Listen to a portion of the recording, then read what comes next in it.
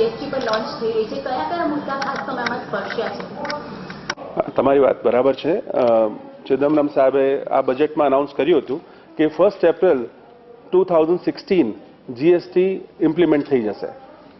તો એ સંદર્ભમાં constitution amendment bill જે છે 122nd બિલ એ પણ એ લોકોએ 20 તારીખ આસપાસ એપ્રિલમાં એ લોકો ટેબલ કરવાના છે પાર્લામેન્ટમાં. So GST is going to be reality very સૂન.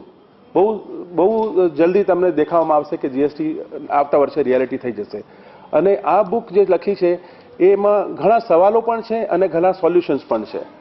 કારણ કે અમે જ્યારે આ ડિટેલમાં વાંચ્યું ત્યારે અમને એવું મને લાગ્યું કે ભાઈ આ ઘણા સવાલો છે જેને અત્યારે એડ્રેસ કરવાની જરૂર છે આપણને. જો આપણે ટાઈમ પર એ વસ્તુને આપણે એડ્રેસ કરી શકીએ તો GST can become a game changer.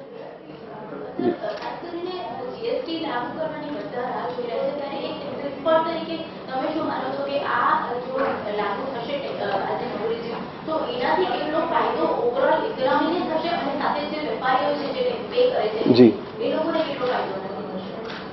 બે વસ્તુઓ બહુ આપણને સ્પષ્ટ અત્યારે થાય છે. અત્યારે ઘણા ટાઈપના ટેક્સીસ છે. સેન્ટ્રલ એક્સાઇઝ ડ્યુટી છે, સર્વિસ ટેક્સ છે, એવી રીતે સેલ્સ ટેક્સ છે, વેટ છે, લક્ઝરી ટેક્સ છે, એન્ટરટેનમેન્ટ ટેક્સ છે, એન્ટ્રી ટેક્સ છે, પરચેઝ ટેક્સ છે. આ બધા ટેક્સ જુદા જુદા ખાતા હેન્ડલ કરે છે. અને આ બધા ટેક્સ જો એક જ ટેક્સની અંદર આવી જાય તો નેચરલી ટ્રેડનો બહુ મોટો ફાયદો થવાનો છે.